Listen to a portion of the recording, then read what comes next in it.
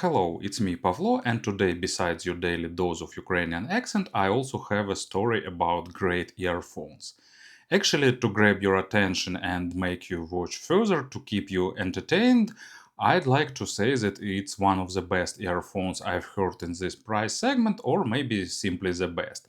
It's ddHiFi Memory or E13P, company's first planar magnetic earphones that utilizes 13mm planar driver, features a bit unusual but really good looking and comfortable shells, premium cable and built-in deck with Cirrus Logic 43198 chip. And all that wonderful things come with a pretty reasonable price of $170. Hope I've got your attention now, so let's have a closer look. Box of course looks really stylish, but that's something we expect from ddHiFi. Interesting black and white gamma with mandatory anime girl on the front side, another girl on the rear side, some features highlighted here, and even frequency response. Without axis it's not that useful, but still gives some idea about the profile of these earpieces. Inside we have a recycled cardboard box, then warranty card and short manual in English, and then case. And here we're getting 3 pair of extra tips made by Kiwi ears. Case, of course, absolutely stylish. ddHiFi created a lot of great looking cases, and this one is inspired by vintage and tape players, and starting with overall color schema and ending with this stitching. Of course, it fits both goals, I mean vintage and tape players. Two nice zippers here, so let's open it and see what we are getting inside. And inside there are a lot of sections, so it's divided, so you can use it to organize these earphones, maybe something more. Also probably you can fit some small player inside, so really useful case, of course. And here are earpieces themselves. They are made of metal, they are pretty lightweight, but at the same time looks really nice. This shape was popular like 5+ years ago, but currently almost everyone switched to this semi-custom type of shells. But actually this type of cases is really good fitting and pretty universal. Probably some of you who are old enough in this hobby can remember Dunu Titan and the first version and how many impacts they made. And they fitting nicely into ears, at least into mine, but I think they will fit into vast majority of ears, because despite of pretty big planar drivers, they still have a really small shell. Proper angle, and as you can see, they are pretty open in terms of vent holes, so sound isolation is slightly below average. There is a lip for holding the tips and protective grill, so all that elements are here and they are present. Cable is not replaceable, but they've added strain reliefs, and the stock cable is pretty nice. It's in the fabric insulation. It feels and looks really reliable. There is a microphonic effect. When this cable touches your cloth, you will hear a bit of noise. And unfortunately, there is no chin slider or ability to wear it over ear, so you have to get used to it. Here is splitter, here located microphone and one button talk control, and after the splitter it goes down to this USB Type-C connector. Pretty interesting one. They've used Cirrus Logic 43198 here, even not 43191, so they've used more expensive and better sounding version of this chip here. Also it has some built-in DSP profile, but there is no companion app, so you can't adjust equalizer or stuff like that.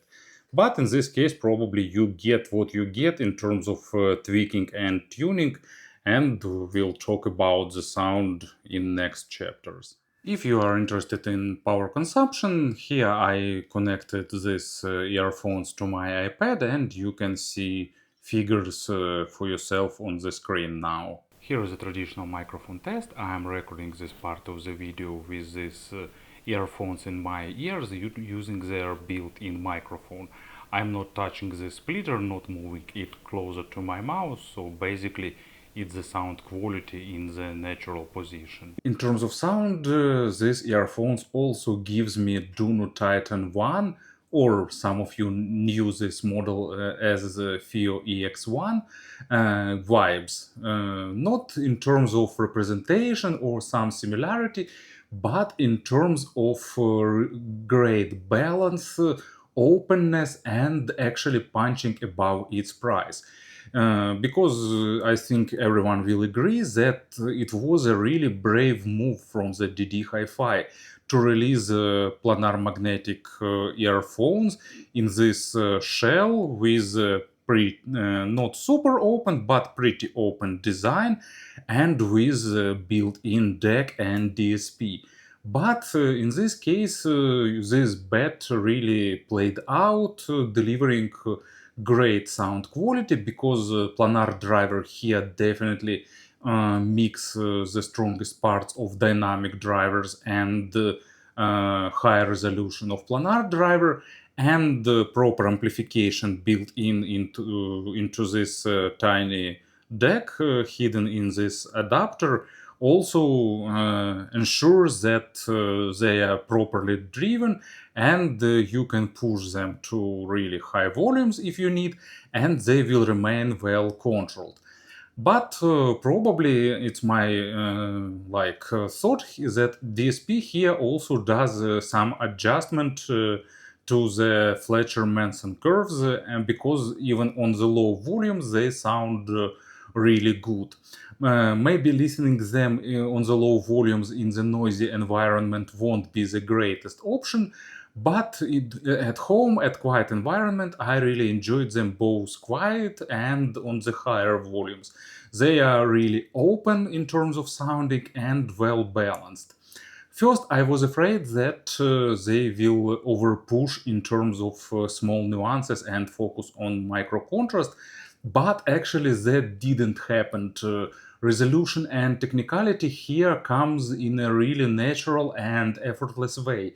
You're getting all the details, but they are not shoveled into your face or pushed too forward to be super drive or monitoring clinical sounding. You're getting a good amount of weight when it's present in the record, and that makes everything sound really lively. So bass goes really deep. Deep layers of bass are present. They are not oversaturated, but they build a solid foundation.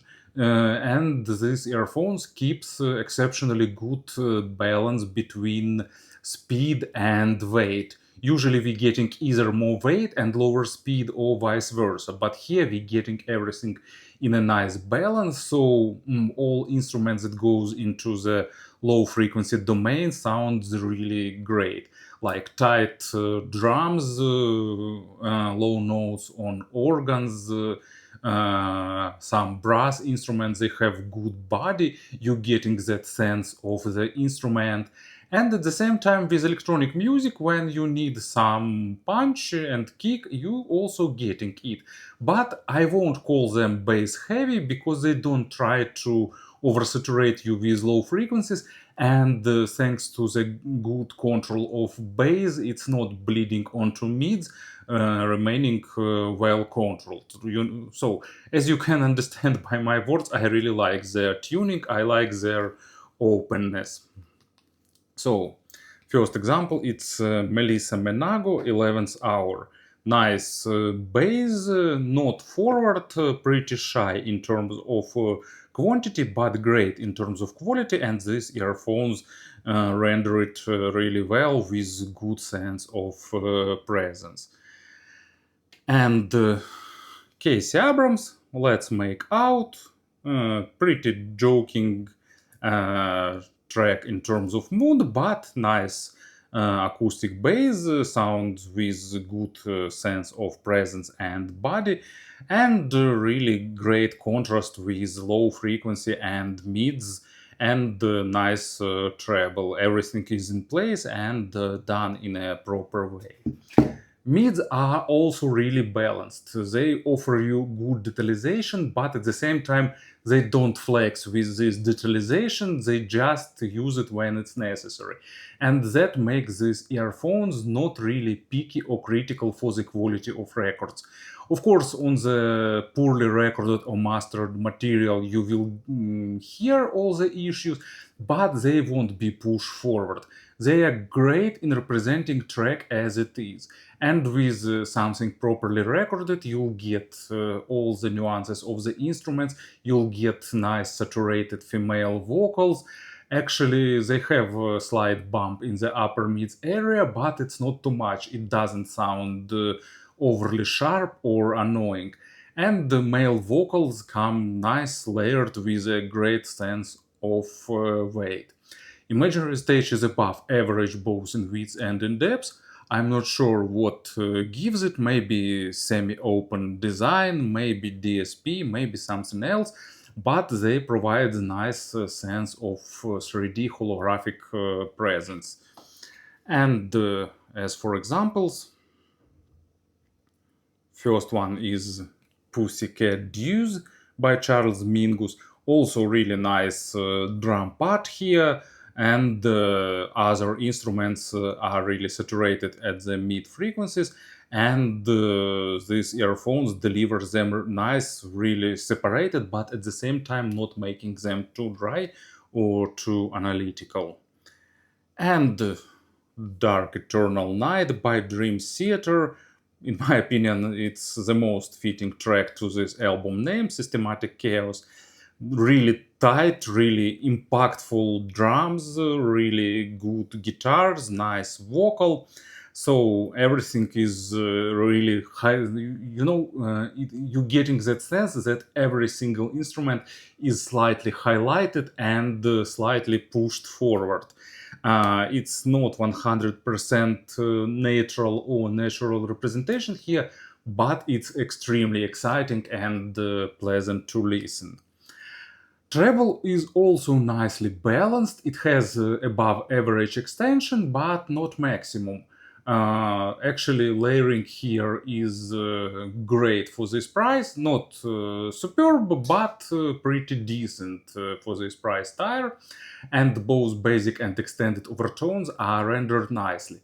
At the same time, treble is, maybe not relaxed, but not pushed forward. So if you like high frequencies, but don't want them to be overly saturated, overly energetic, it's a great choice because it's not kind of safe type of tuning, but it's not aggressive type of treble, and you're getting nice sense of airness.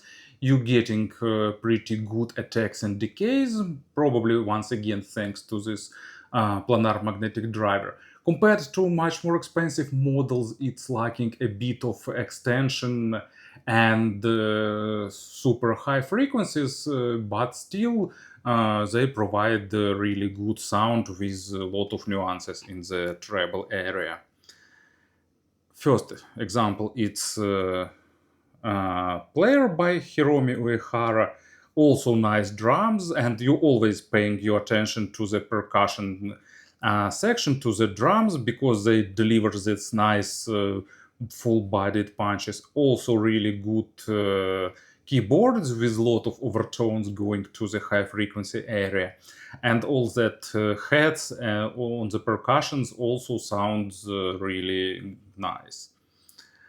And Locomotion by John Coltrane, really high-pitched mastering of this album with pretty hot high frequencies, and here you're getting that feel that high frequencies are hot, but at the same time they're not sharp and they're not fatiguing, at least to my ears, of course. You're getting just a perfect amount of highs with really good for this price layering and resolution. So let's summarize everything because there is not much sense in speaking about the pairings because they came with their own deck, which actually boosts their value even further. And to be honest, I don't think there is much sense in doing some A/B comparisons. Maybe I'm too impressed with them, and also I haven't tested planar magnetic models in this price segment for quite some time. They remind a little bit some good dynamic driver models like HIDIS MS12, for example, but at the same time they are slightly more detailed and slightly giving you more technicality. So actually these earphones have one drawback in my opinion. It's a slight microphonics of the stock cable. If you're okay with that, in my subjective opinion and to my subjective tastes, they providing a great value, technical but musical with built-in deck, meaning proper amplification and great control. So in every aspect, I really enjoy these earphones and I can't praise them enough. So thank you for listening, thank you for your attention, and have a great day.